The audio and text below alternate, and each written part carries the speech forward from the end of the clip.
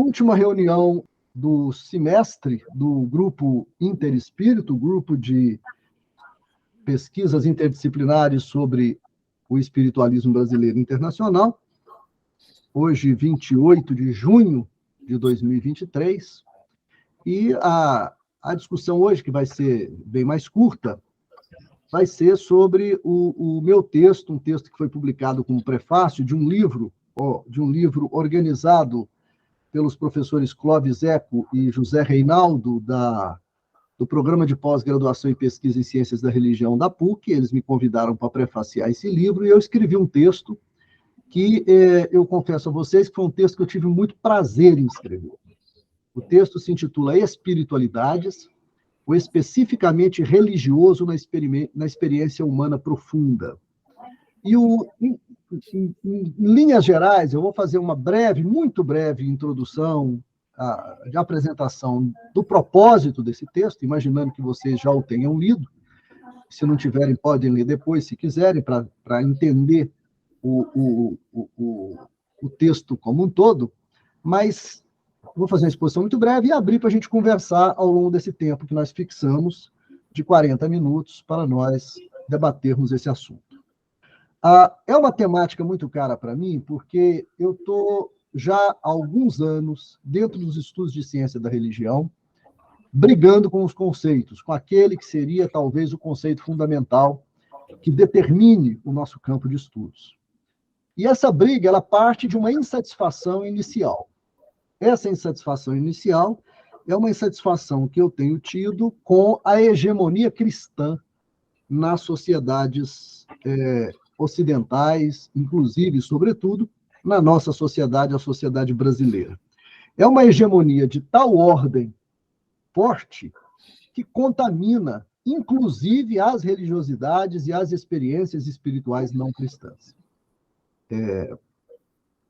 Não é segredo para nenhum de vocês, e nós já debatemos isso ao longo desse semestre, de outros momentos, que o espiritismo, por exemplo, e a Umbanda brasileira, várias das formas de Umbanda brasileira, trabalham dentro de uma influência católica bastante grande. O espiritismo brasileiro é pronunciadamente religioso e católico. Eu me lembro que o médico Jorge Cecílio Dyer, eu cito por lisura acadêmica, né? E não sei se foi ele que teve essa ideia, mas foi ele quem me disse pela primeira vez, há algumas dezenas de anos atrás, essa palavra. Ele disse assim: o espiritismo brasileiro é um espiritolicismo.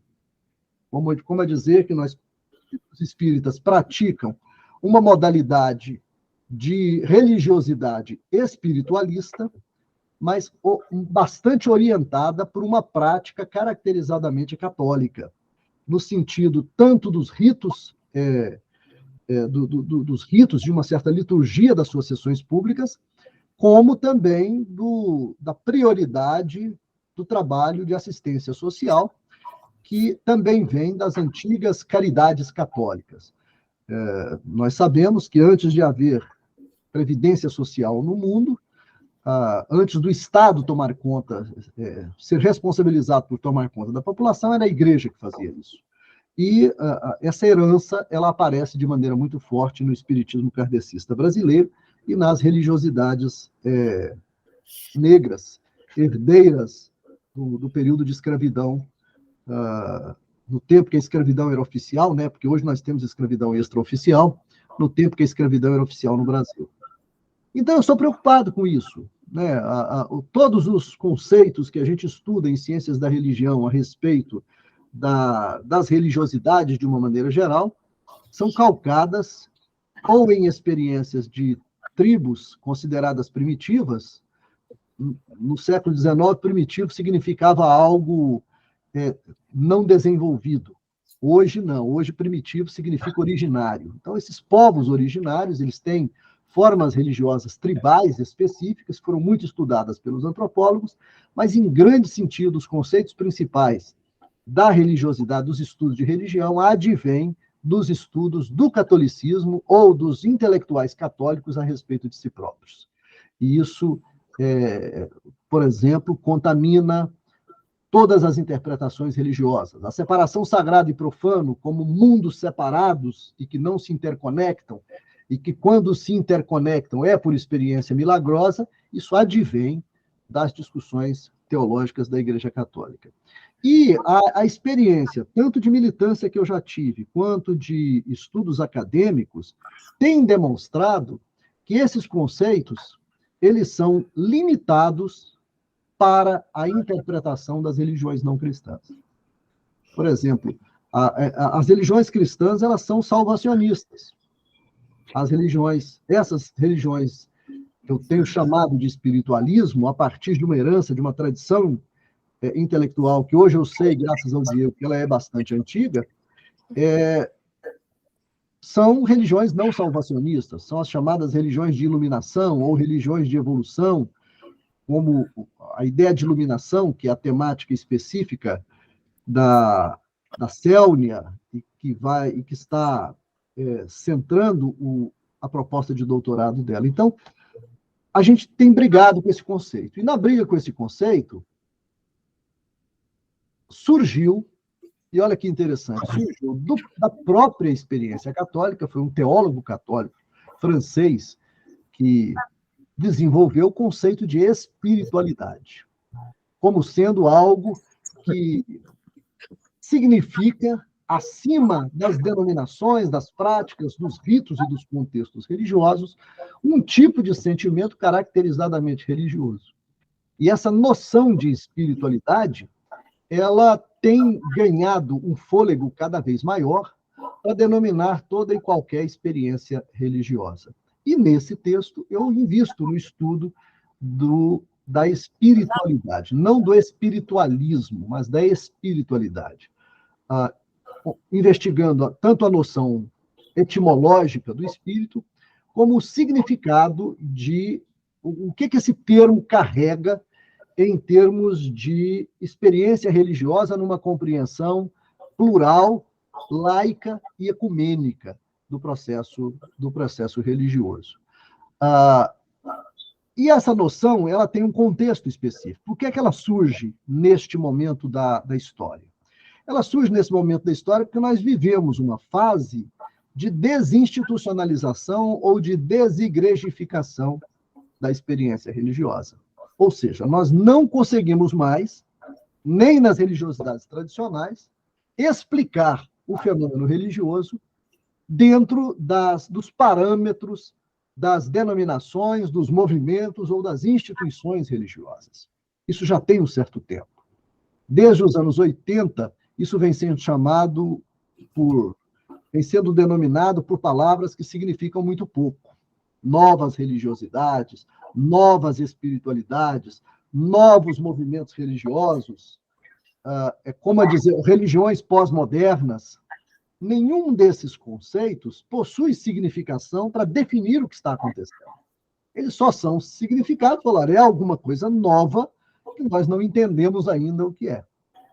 Passam-se 20 a 30 anos, isso começa nos anos 80, nós já estamos aí com quase 40 anos, e até hoje ainda tem gente que chama essas experiências de novos movimentos religiosos, sem compreender o que de fato elas significam. E a noção de espiritualidade, ela emerge posteriormente a essa discussão. A noção de espiritualidade não é alguma coisa nova, mas sim o estudo daquele sentimento oceânico que a religião traz, aquele sentimento totalizante que a religião provoca nas pessoas e que faz com que as pessoas se lancem em direção ao sagrado, se lancem em direção ao espiritual, movimentem as suas vidas em direção a Deus ou ao espiritual, a seja lá o que for que elas acreditam. E isso é interessante observar. Constitui uma demonstração de que o processo de desencantamento do mundo, o processo de laicização da sociedade, ele de fato não aconteceu. Nem mesmo quando as instituições perdem poder sobre os seus fiéis. Elas não têm mais a capacidade aglutinadora que tinham. Um bispo, quando toma uma decisão, por exemplo, já não representa mais nenhum risco de vida e morte para os seus fiéis ou para as pessoas na sociedade. Antigamente, significava a excomunhão, que era uma desmoralização, era uma coisa que culturalmente era muito pesada e significava uma espécie de marca de maldição para a pessoa. Não faz muito tempo isso, há 50, 100 anos atrás, no Brasil era assim. Hoje, se a pessoa é excomungada ou não, ela não está nem aí para isso. A Igreja Católica, que já foi Estado, hoje as pessoas dizem, até com certa ironia, que ela se tornou uma ONG, uma ONG piedosa, uma ONG caridosa, uma ONG com um discurso moral e um discurso religioso que tem aí a sua consistência. A noção de espiritualidade, ela emerge depois dessa discussão dos novos movimentos religiosos, como a figura de um sentimento, de certa forma, ela substitui a noção de sagrado, que era aquela que reunia todas as religiosidades, a experiência do sagrado, que está nos clássicos da antropologia, o Mircea Eliade e outros autores, e surge essa noção de espiritualidade como esse fenômeno. Por que essa noção é importante para nós, especificamente? Com isso eu quero fechar para a gente abrir o debate. Por que isso é importante para nós?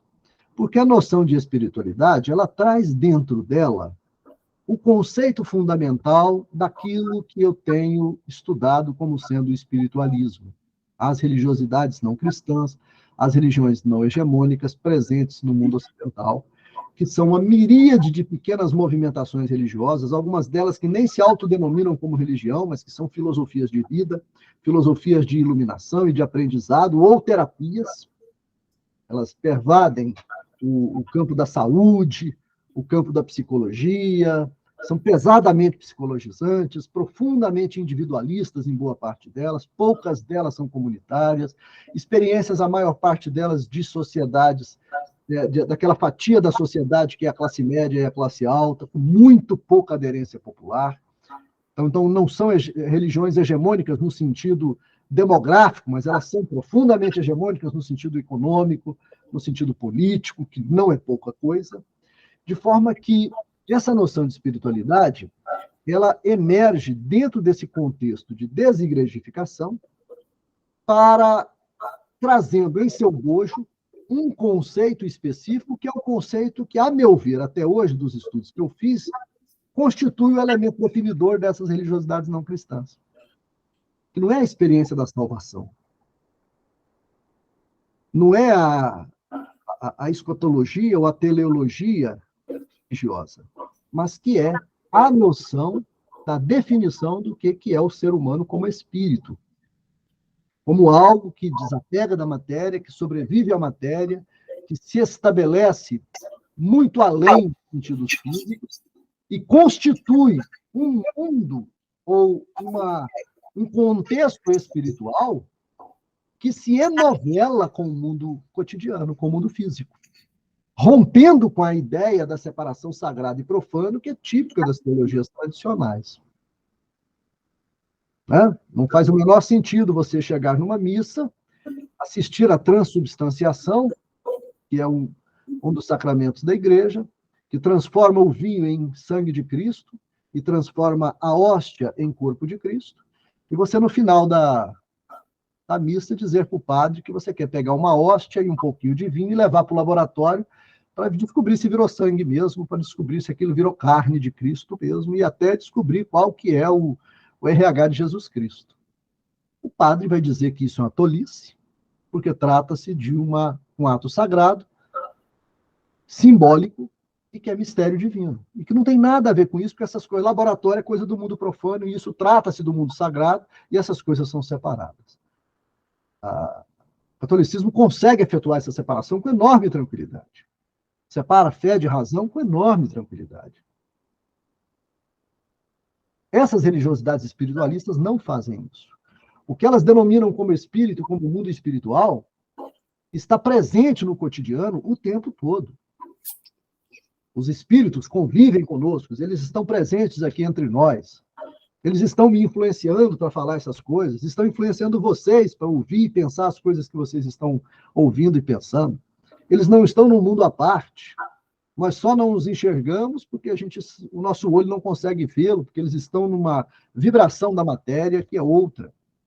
Então, esse modelo de pensar o espiritual, que é o modelo típico dessas religiosidades, é centrado na ideia do espírito como o elemento fundamental da vida, aquilo que anima a matéria para que a matéria se torne viva.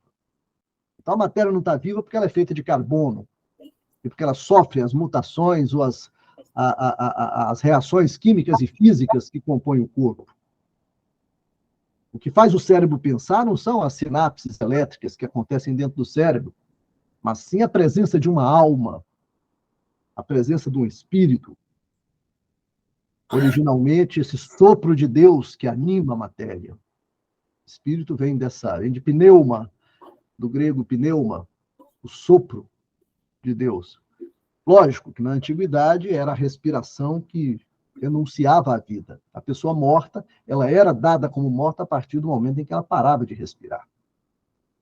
Aí depois descobriu que não, que ela para de respirar, algumas coisas ainda continuam. O coração, por exemplo, e aí o coração se tornou a sede da alma, a sede dos sentimentos. Com o desenvolvimento da medicina, hoje é o cérebro. Então, quando o cérebro para de funcionar, é que a pessoa é dada como morta. Pode ser que a gente chegue um dia a detectar que a saída do espírito é que dá a morte. Então, a gente evitar, às vezes, cremar o corpo quando o espírito ainda está lá preso ao corpo, mesmo que o cérebro já tenha parado de dar suas sinapses. É possível. Os espíritas discutem isso com honestidade. Por quê? Porque o sentido da vida está no espírito e não no corpo. E a noção de espiritualidade, ela traz dentro dela esse radical fundamental que é o do espírito. E isso me chamou muita atenção para a possibilidade de que a noção de espiritualidade seja a noção que define o espírito do religioso. E aí isso viria para o nosso campo de estudos, o campo dos estudos espiritualistas, com uma força muito grande. Isto é, isso talvez sinalizasse que nós estamos lidando com um conceito que é um conceito que pode ser central ou que pode ser fundamental na compreensão daquilo que, do ponto de vista fenomenológico, seria o essencial da experiência religiosa. E o que eu defendo no meu texto é basicamente isso, que o sentido do espiritual é a expressão do próprio sentido da crença, do próprio sentido disso que define o religioso. Eu digo, então, ao final, e eu achei interessante que esse parágrafo, os organizadores do livro recortaram e colocaram na última contracapa. Então, eu achei que então ficou interessante, eles se identificaram muito com isso, com ele. Eu digo assim, em todos os autores, e inclusive nos presentes nessa obra, como eu disse, trata-se de um prefácio, o sentido da espiritualidade expressa o reconhecimento de um novo e crescente grau de liberdade do sujeito religioso, na relação com sua religião, com a sua religiosidade. Talvez um novo sentido de encontro, que absorve e ultrapassa os processos civilizatórios da modernidade, conferindo-lhe o realismo de que precisa para consolidar as promessas descumpridas da própria modernidade. Sim, porque a espiritualidade presente nas religiosidades contemporâneas, institucionalizadas ou não, reverberam novamente os desejos de paz e de realização espiritual, justiça e acolhimento, superação e emancipação, solidariedade e cidadania. A criatura oprimida ainda suspira. Isso aí eu estou fazendo uma citação indireta a Marx. A criatura oprimida ainda suspira, resiste à morte e à dor, e insiste em fazer bater o coração deste mundo sem alma. É, enfim, de esperança que as espiritualidades são feitas. Então, eu escrevi esse texto com enorme prazer, por isso é que eu arrisquei a botar alguma poesia no final. Mas, basicamente, é isso. Eu acho esse conceito muito relevante, um conceito que a gente precisa estudar mais, que a gente precisa apurar, para que a gente possa compreender qual é o sentido que nós vamos dar para a noção de espiritualismo, que não é uma religiosidade, não é uma tendência religiosa simplesmente, não implica em determinados elementos de crença, mas que constitui um grande movimento religioso voltado para a emancipação da alma humana, voltado para o desenvolvimento da solidariedade humana, o desenvolvimento de uma sociedade pacífica, de uma sociedade justa, de uma sociedade de acolhimento, de superação e de emancipação. Eu acredito que nós estamos lidando, então, com as noções de espiritualismo e espiritualidade, com conceitos que são fundamentais e que têm um grande impacto nos estudos de religião e na compreensão da ética religiosa. A introdução que eu preparei para falar foi essa, pessoal. Ela não é o texto, porque eu não estou lidando com pessoas do primeiro grau do ensino básico, né? Eu não preciso dizer o texto para vocês, isso não é texto didático, é de ler e debater. Aí eu quis dizer para vocês qual é o espírito que contém a alegria que eu tive em escrever esse texto e o interesse de dizer as coisas que eu disse dentro dele.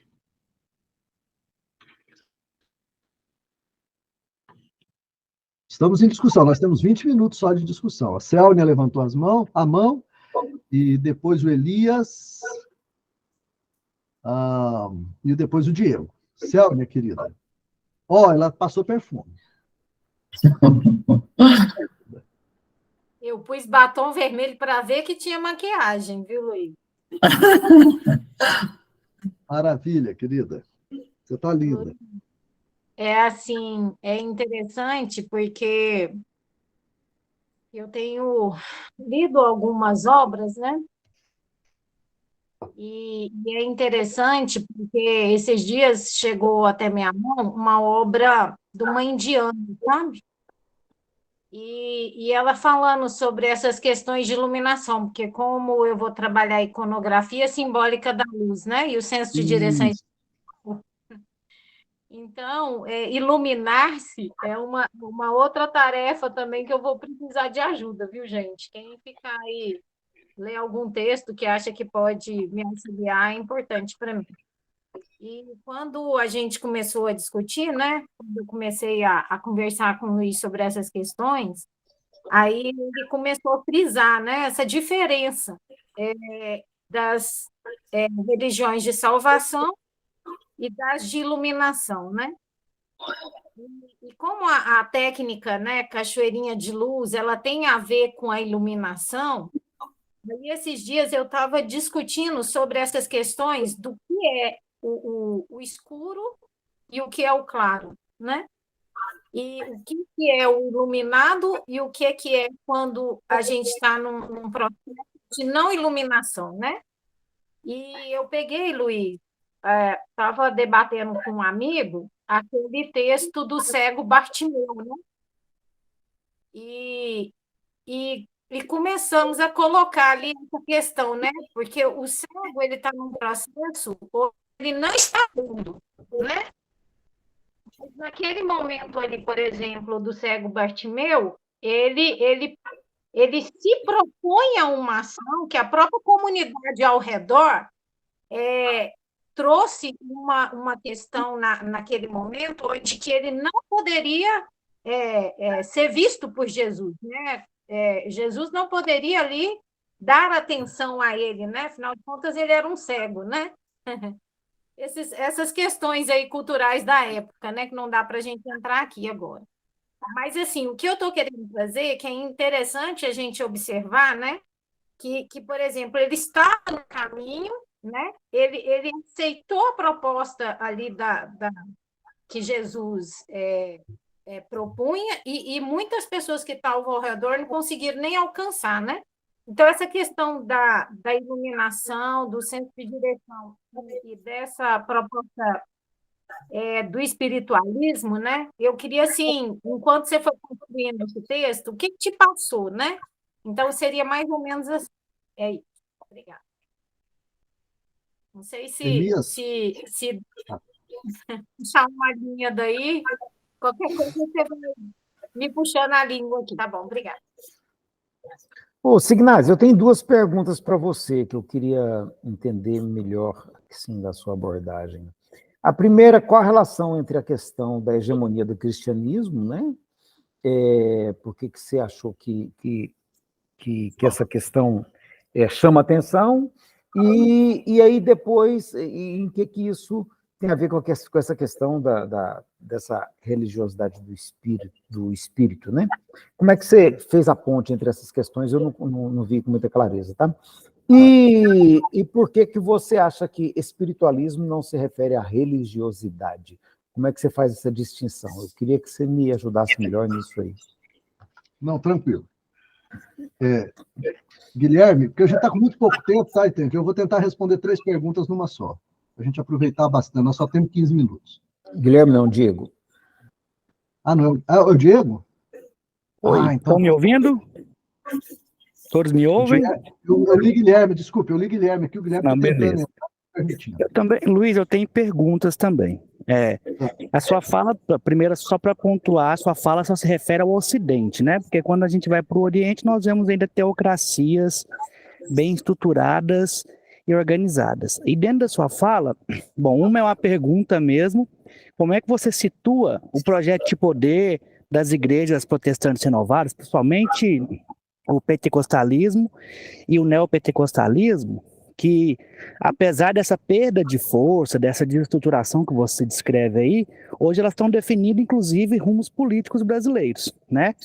Nós ainda não temos uma maioria de pessoas que não são pela eleição que nós tivemos agora, mas nós estamos vendo as igrejas fazendo campanha e, né, coagindo os fiéis a votar e tomando decisões. Eu que trabalho com um público menos intelectualizado, inclusive meus alunos de ensino de base, ensino médio, os namorados, os casamentos são os pastores que escolhem, não estão mais na mão dos pais. Inclusive, notas ruins às vezes são atribuídas aos demônios e não à incapacidade ou à falta de compromisso do aluno.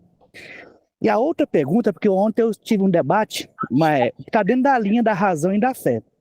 Eu tenho uma defesa de uma visão, talvez eu esteja bem errado, eu acho que você pode me ajudar muito nisso. Sim. Até que ponto essa explicação espiritualista, espírita, em relação à fé e à razão, ela é racional, isso é óbvio, mas até que ponto ela explica alguma coisa ou ela é simplesmente a justificação da fé?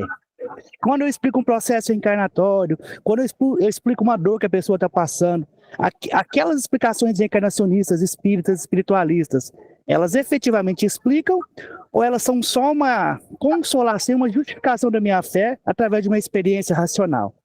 E, na minha visão específica, eu não vejo no espiritualismo moderno, nem no espiritismo, uma equidade entre razão e fé. Eu vejo muito mais como um tomismo. Por isso que eu considero Kardec um tomista do século XIX. Ele coloca a fé e a razão juntas, mas, na verdade, a razão só está ali para fundamentar e justificar a fé. A razão, no texto, na obra, tanto de Tomás de Aquino quanto de Allan Kardec, não há uma equidade, muito menos uma supremacia da razão. Muito pelo contrário, há uma supremacia da fé, inclusive com Deus agindo no mundo, abandonando um deísmo e passando por um teísmo tradicional. Assim, o que você pode me orientar em relação a isso? Eu estou muito errado e eu queria muito que a gente continuasse a desenvolver essa discussão, que foi até no início do semestre a gente conversou sobre isso, mas pelo meu tempo, mas eu pretendo muito trabalhar isso com você. São essas minhas dúvidas. Eu tenho o que dizer sobre isso. Eu vou responder e depois passar, tá? Para o Tiago, depois do Diego é só o Tiago, que ainda está aí. Vou tentar responder muito rápido, tá certo? Céu, eu acho que primeiro seu caminho está certo. Seu caminho está certo. Eu acho que você tem buscado conceitos que fazem correlação com o fenômeno da iluminação, essa ideia de trazer as tensionalidades que a ideia de iluminação constitui, me parece um bom caminho para estudos dessa experiência. O escuro, claro, iluminação e não iluminação, o que significa isso? Com toda certeza, isso são metáforas, são elementos simbólicos. Isso, a tua ótica como uma ótica simbólica é extremamente relevante. E, claro, dentro da experiência cristã, você estudar os cegos, ou a cura da cegueira, me parece que faz referência imediata para isso, para uma interpretação de tipo teológico. Né? Eu não me apego muito às interpretações de natureza teológica, mas elas são legítimas dentro do campo das ciências da religião. Então, eu acho que você está no caminho. Vamos agora às perguntas difíceis, né? O Elias e o Diego, que não deixam a gente em paz. Qual a relação entre a hegemonia do cristianismo e a religiosidade do espírito? Eu entendo, Elias, que nos estudos de ciência e religião, e aí a minha observação é de natureza epistemológica, Eu não estou trabalhando no nível das interpretações doutrinárias ou teóricas, ao dizer isso. Eu estou fazendo uma análise de como têm sido as dimensões da construção acadêmica do conhecimento religioso em relação a essas questões. Então, a primeira é delimitar o campo de discussão nesse âmbito. O que a hegemonia do cristianismo tem feito no campo acadêmico é, de certa forma, forçar os estudos à construção de conceitos e de categorias de análise que são muito mais ligados ao cristianismo ou vinculados à experiência cristã, que é uma experiência de uma religião salvacionista, ainda que se possa... Há espiritualistas que defendem que Jesus Cristo não estava querendo dizer isso, mas essa é uma discussão teológica que a gente não precisa entrar. Nós sabemos que a religiosidade cristã hoje ela é salvacionista por definição.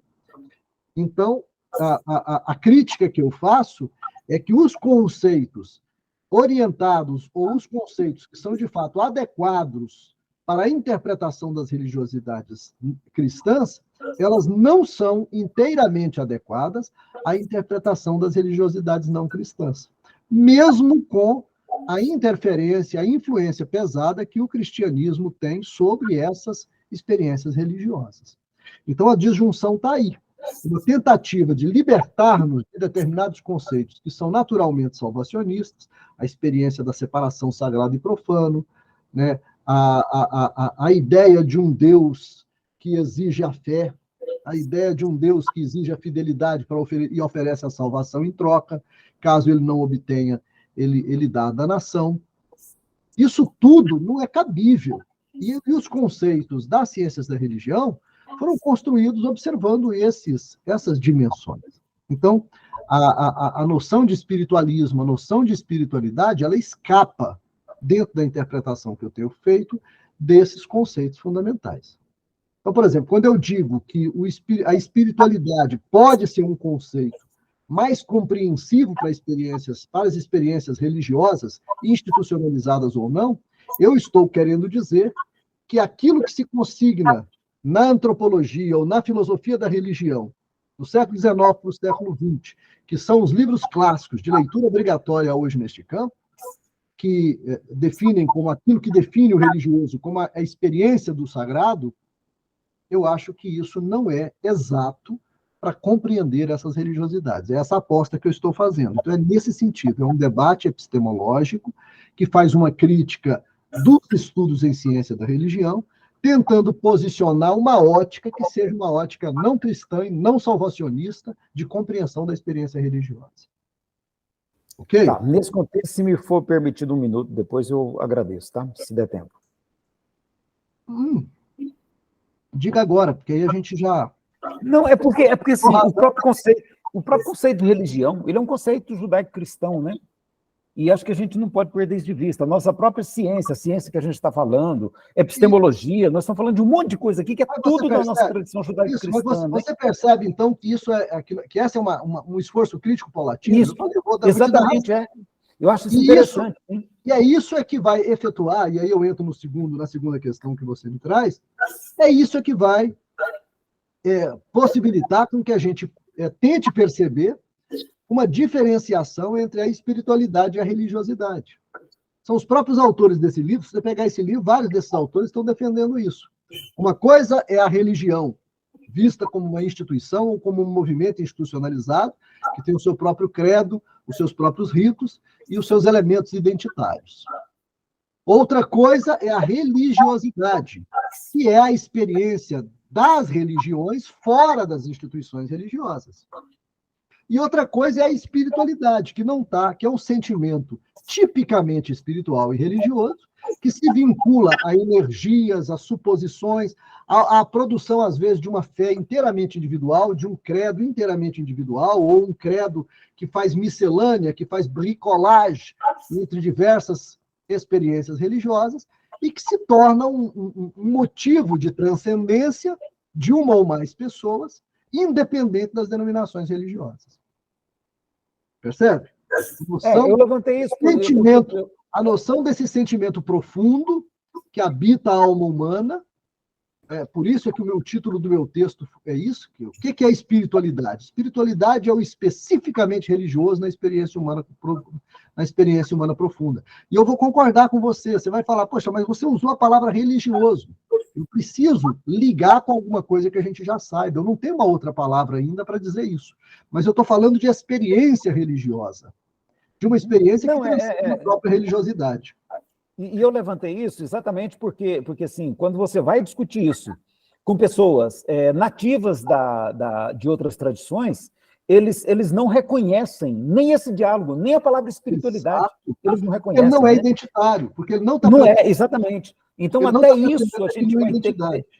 isso a gente vai ter que entender que nós estamos falando um olhar ocidental sobre um fenômeno com linguagem ocidental, com tudo do nosso mundo judaico-cristão, para olhar outras culturas, né? E que essas culturas, elas inclusive, elas não se reconhecem nesse nosso olhar, elas não se reconhecem nesse nosso discurso, elas não se reconhecem nessa nossa terminologia. O Guilherme havia me feito uma pergunta semelhante no passado, Elias. E eu falei para ele, olha, a noção de espiritualismo ou a noção de espiritualidade não são noções feitas para designar denominações ou tradições religiosas. Elas são conceitos ou categorias para tentarmos compreender o que pervade todas essas experiências.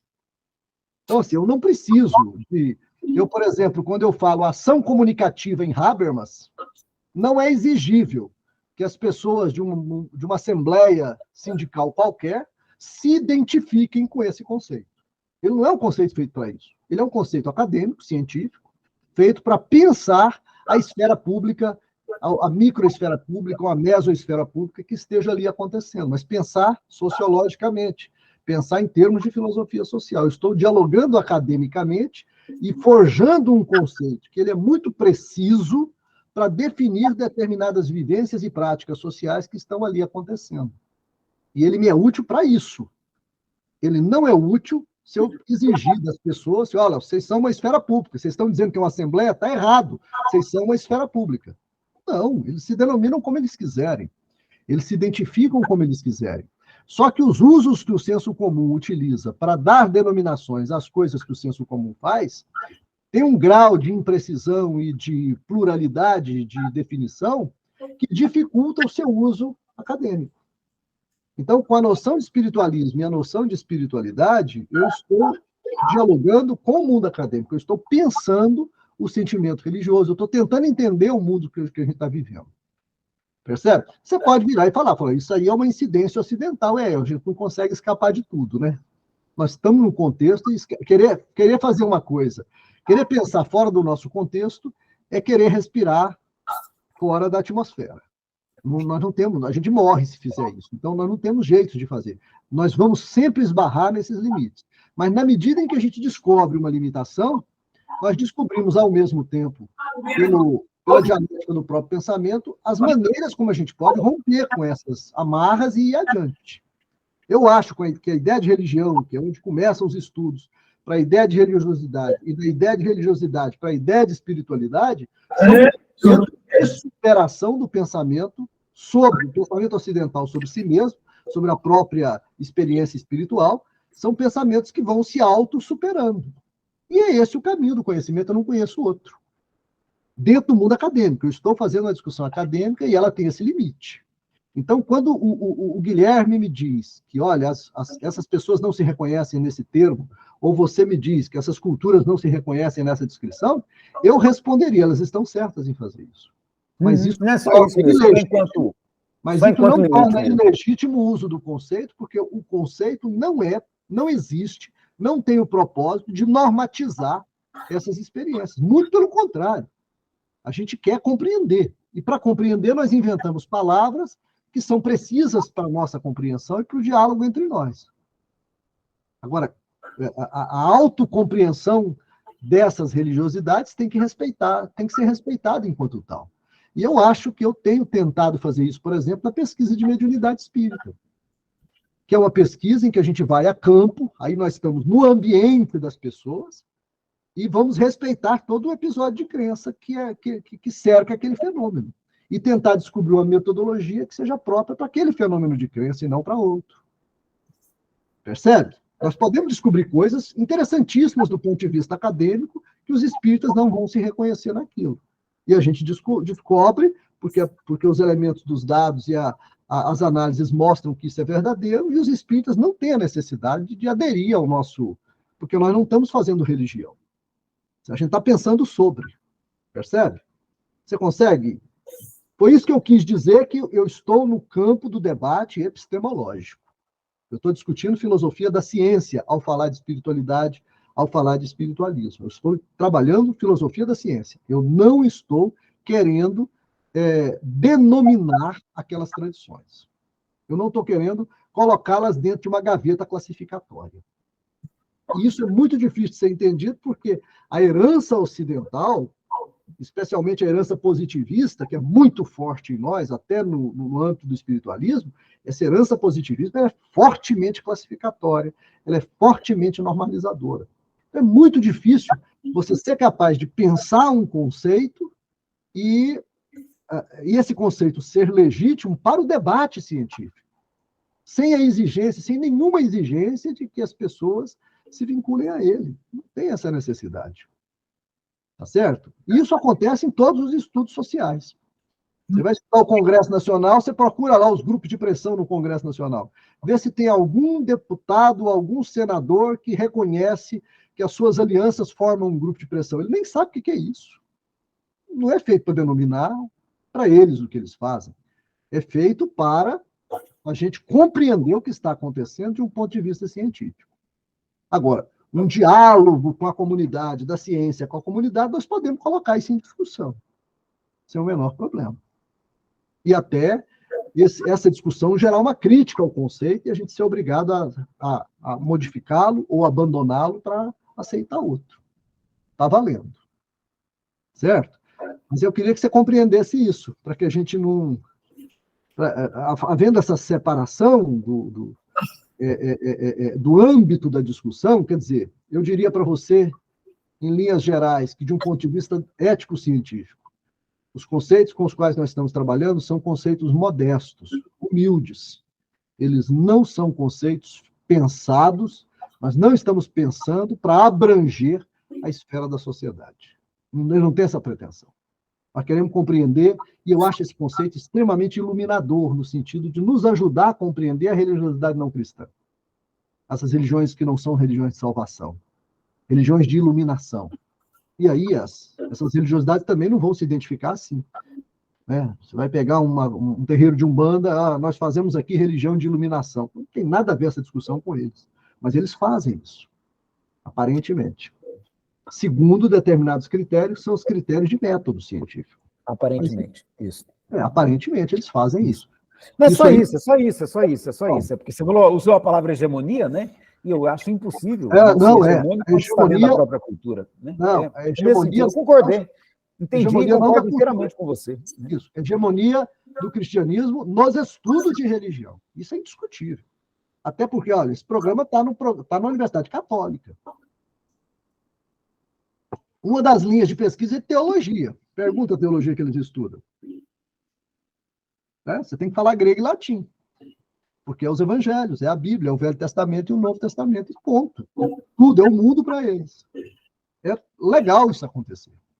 Eu, inclusive, falo assim, olha, uma das coisas mais estranhas que eu vejo no Espiritismo é o Espiritismo nunca ter se desenvolvido para o campo da educação e da criação de universidades.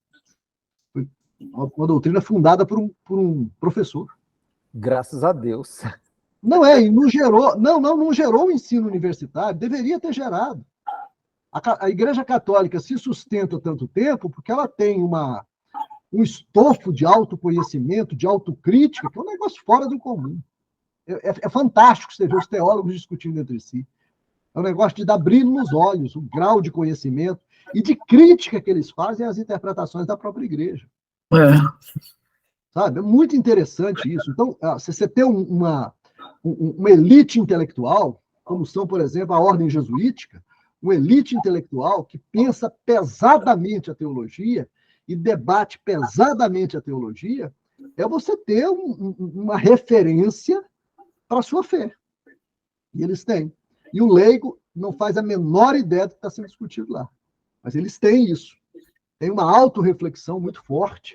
É por isso, por exemplo, que experiências como a teologia da libertação se tornaram tão fortes. Ela foi fundadora do PT, que é o maior partido do hemisfério sul do mundo hoje. Você entende? Fonte para as comunidades eclesiais de base da teologia da libertação. Então, é muito interessante você ver uma instituição que é capaz de abrigar esse tipo de movimentação que impacta nas sociedades como um todo, de uma força muito grande, mesmo sendo uma instituição conservadora como é a igreja. Sim. Legal? Bom, mais à frente aí, então, as perguntas dificílimas do Diego. De fato, Diego, a perspectiva que eu ainda estou estudando é a perspectiva ocidental, e eu diria para você que esse poder aparente do neopentecostalismo, que é, sim, um poder institucional, ele tem algumas peculiaridades que não contrastam com essa experiência da religiosidade desigrejada, porque ele trabalha junto com isso. Né? É diferente o fiel da neopentecostal do fiel das religiões históricas e da Igreja Católica. Há uma diferença de modo de vínculo e de práticas, e aí a gente pode marcar até um dia para nós discutirmos isso com o Luciano, que estuda essas coisas. Há uma diferença nesse sentido. No entanto, eu diria que há um poder, do ponto de vista eleitoral, do ponto de vista do ordenamento moral das famílias, existe um poder muito grande nisso, e a religião funciona, institucionalizada, essa religião funciona. Mas eu diria, talvez, Diego, que essa é uma das contradições da nossa sociedade. Uma sociedade fortemente liberal, que vem se desigrejificando paulatinamente, mas que ainda tem dentro de si determinados bolsões institucionais que mostram força. Isso é uma contradição. Certo? E essas contradições são típicas da nossa sociedade. É como dizer assim, que eu diria talvez assim, que tudo aquilo que gerar dinheiro vai ser fortemente institucionalizado. Mas tudo aquilo que parece ser a experiência popular, a experiência autêntica das sociedades, vai tender a um processo tem tendido a um processo de desinstitucionalização. Mas eu não tenho certeza dessas coisas também, não. Eu sei que é uma contradição aparente, mas que há elementos, isso eu tenho certeza. O que eu tenho certeza é isso. Há elementos do neopentecostalismo que são consistentes com a desigrejificação. O modo como eles atuam, o modo como eles organizam a fé, permite que isso aconteça. Né? E aí a gente tem que estudar para saber por quê. E com relação à fé e razão, eu só vou concordar com você. Eu acho o espiritismo profundamente tomista, mas há uma diferença, que essa diferença ela é ponderável, e que ela não pode ser, como eu diria, subalternizada. A gente não pode colocar ela como um detalhe. O projeto espírita não é assim. O espírita convive o tempo todo com uma contradição entre o que ele pensa e o que ele faz. E é na cunha dessa contradição que entram hoje os coletivos progressistas no espiritismo, que são movimentos de transformação do pensamento espírita. O espírita tradicional faz da razão uma racionalização da fé do jeitinho que manda a religião. Isso é indiscutível. No entanto, o discurso deles, o pensamento deles, aquilo que Allan Kardec orientou que eles fizessem, eu diria, o dogma do espiritismo, é fazer o inverso disso.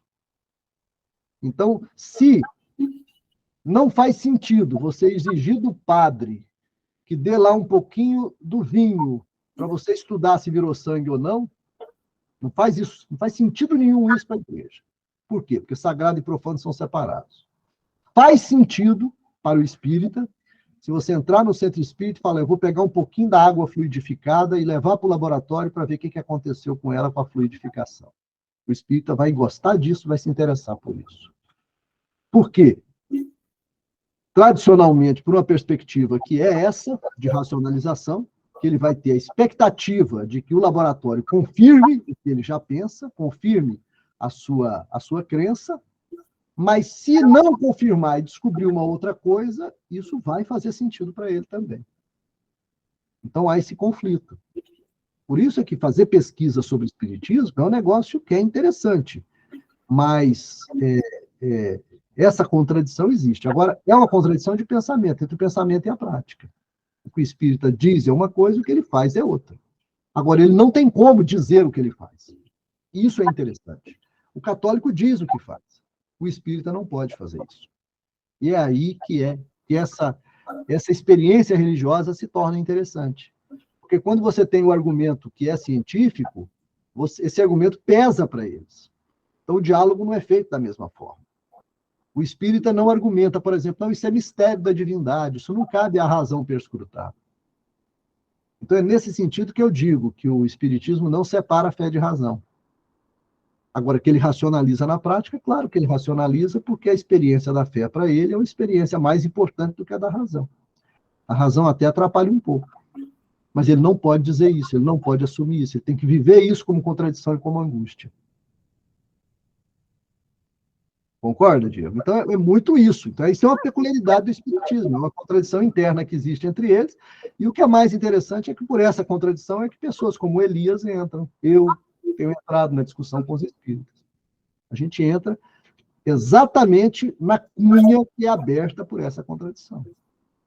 O espírita não pode dizer que você não pode usar a razão. O espírita não pode dizer que a razão não possa ser usada para questionar o que ele faz ou o que ele pensa. Ele pode refutar o que você pensa por razões de fé, e é o que se faz. Mas ele não pode dizer que é isso que ele está fazendo. Entendi. Mas então o posicionamento da razão... A ciência está errada. Ele pode dizer que a sua ciência está errada. Ele pode dizer que o seu método está errado. Mas ele não pode dizer que a ciência não tem nada a ver com isso. Olha, você não tem o que dizer para isso, porque isso aqui não é ciência, isso aqui é a minha fé. Ele não tem como falar isso. E isso é poderoso, porque isso é dogmático no espírito. Isso abre um campo enorme para diálogo, isso abre um campo imenso para um diálogo profundo com eles, e aqui nós temos presente aqui, eu não canso de citar o Elias, que é a pessoa que eu conheço que melhor faz esse tipo de debate com o espiritismo. A pessoa mais competente que eu conheço para desenvolver esse tipo de debate. Porque o Elias, ele toca em todas as feridas e com a maior tranquilidade do mundo, utilizando a linguagem espírita para fazer isso. É muito difícil o espiritismo tradicional combater uma pessoa como o Elias. Só pode fazer isso no jogo de bastidores, na sujeira do jogo de bastidores, nas sacanagens... das sacanagens jamais ditas, jamais assumidas em público.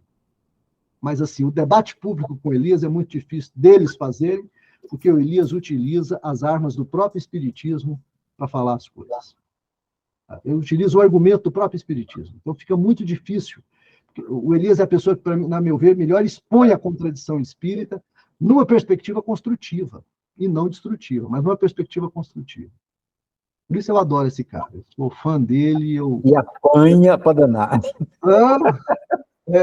Ele apanha muito. Até tem que sair do grupo de vez em quando, né, Céu? É o cara de mais couro grosso que eu conheço. É o cara de mais couro grosso que eu conheço. Ele apanha e está lá no meio deles. Vai direto para o umbral, hein, Elias? Vai não. O Elias é uma pessoa que, se botar ele no umbral, ele expulsam ele.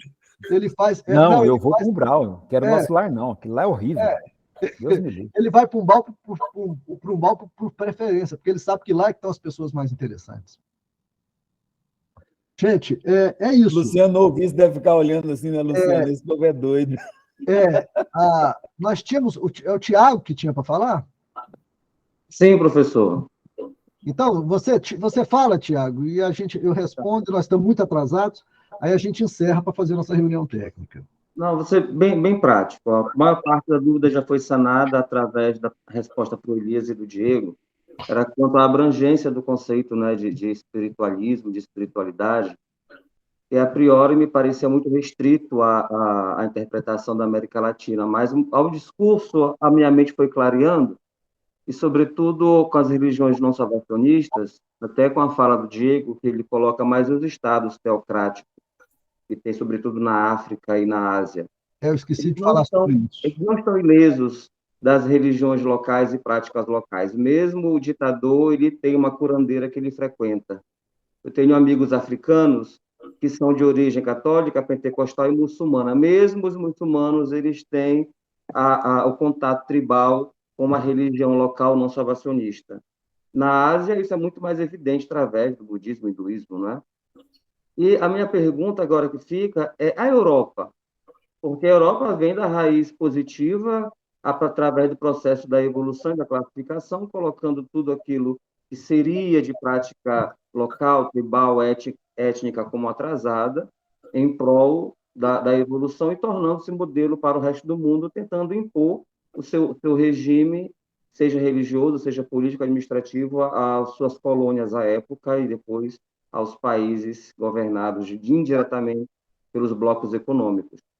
Então, a Europa, a mim parece que está muito mais cética e ateia. Não sei, eu conheço muito pouco dessa prática, né? Talvez mais o VICA tenha uma influência forte nos Estados Unidos e pouco da Europa.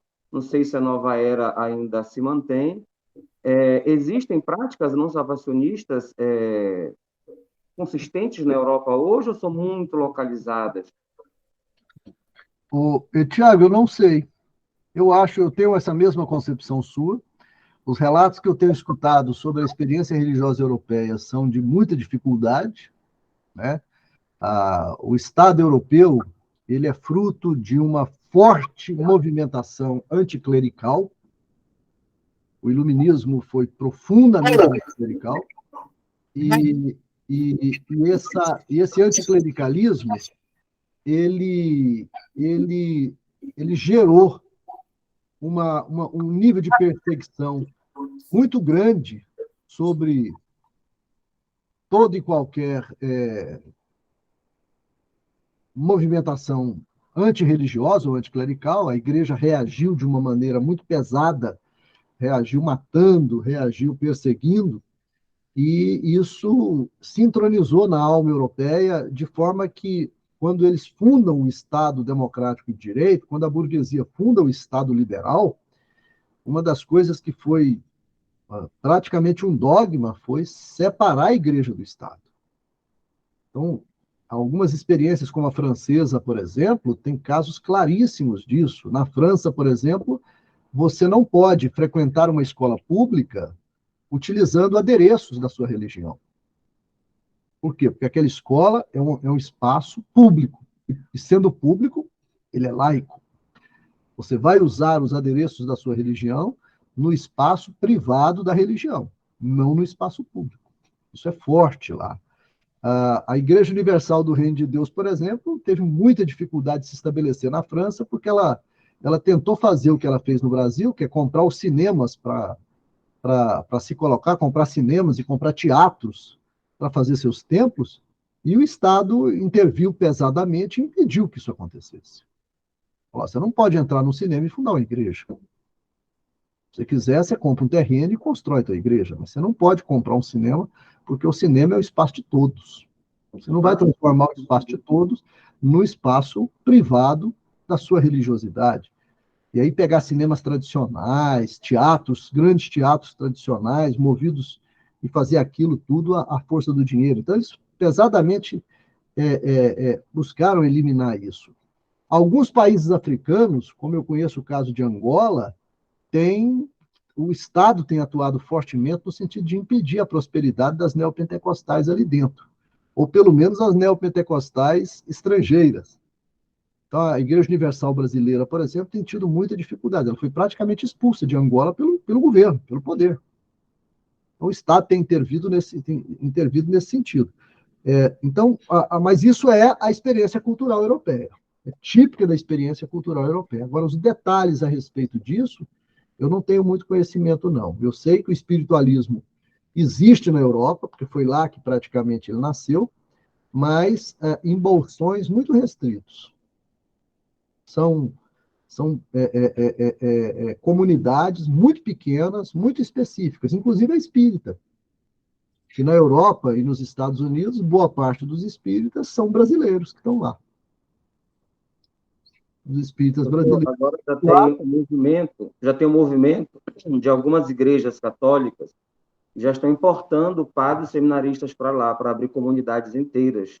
Pois Como é. tem muito brasileiro por lá, até de Goiânia, tem padre que vai todo mês quase para os Estados Unidos e Europa fazer missão. No movimento espírita europeu, por exemplo, eu conheço alguns palestrantes, um deles é o Denisar Souza, que é um palestrante que tem mais ou menos a minha idade, foi militante comigo em algumas movimentações no passado, no espiritismo.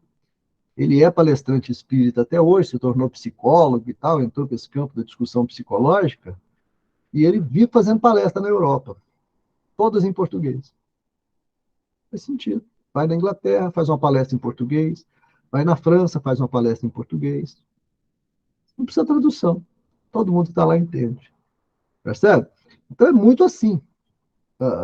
Isso por quê? Porque o movimento espiritualista europeu, ele teve a sua fase de ascensão, quando ele se pretendeu científico, e teve uma fase de decadência.